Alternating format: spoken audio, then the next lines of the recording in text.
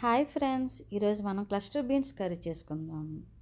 Stove మీద ఒక కడాయి పెట్టుకుని 2 స్పూన్స్ ఆయిల్ వేసుకుందాం.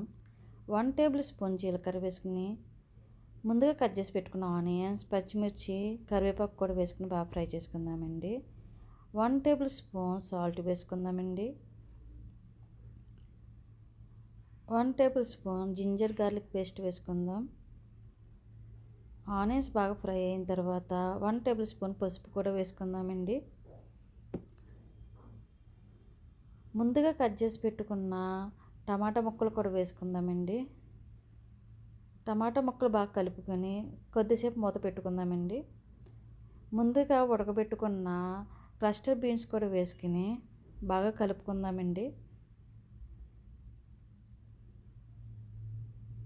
2 స్పూన్స్ కారం కూడా వేసుకుందాం.